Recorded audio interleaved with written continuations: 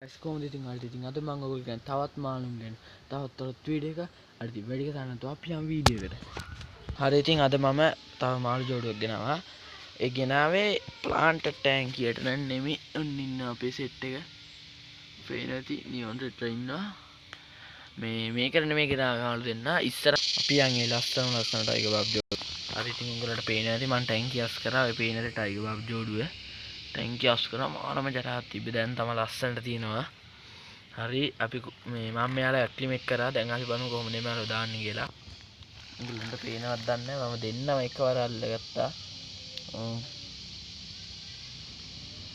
ගියා. උඹලන්ට පේනවද දන්නේ නැහැ. ඔය ඉන්නේ ලස්සනට. හරි යාලා තියෙන තව ටැංක් එකකට හොරොත් නැහැ. ඔය පේනවා ඇති ඔය තව ඔය ඇලේ මාළු. ඉන්නකො දාලා ඉන්නවා හරිද? ඔය පේනවා ඇති. අපි මේ ඔය ඉන්නේ හොඳට. හරි තව මේ මෙන්න මගේ මේ ප්ලාන්ට් ටැංකියට තව නියොන් රෙඩ් ජෝඩුවක් ගේන්න ඕනේ. හරිද? උන්ට මම වලට උඩින් පෙන්නන්නම්. ඕලන්ට පේනවද දන්නේ නැහැ. ඒකේ මලකුත් එනවා හරිද? උඹලන්ට පේනවද දන්නේ නැහැ. නියොන් රෙඩ් ජෝඩුවක් ගේන්න ඕනේ.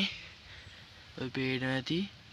හරි මේ ගෙනල්ලා දාන වීඩියෝත් ඔයාලට මම මේ වීඩියෝ එක ගේන්න. අර ඉතින් අද මම ඔයාලට ගෙනාවා මාළුන් ගැන අලුත්ම වීඩියෝ එක. මේ හරි ඉතින් ඔයාලා මගේ channel එකට අලුත් කෙනෙක් නම් පහළ තියෙන subscribe button එක click කරලා bell icon එක ඔයාලා මතක් කරන්නත් එපා. එතකොට ඔයාලා මම වීඩියෝ එක දාපු ගමන් ඔයාලට බලන්න පුළුවන් ඉක්මනින්ම.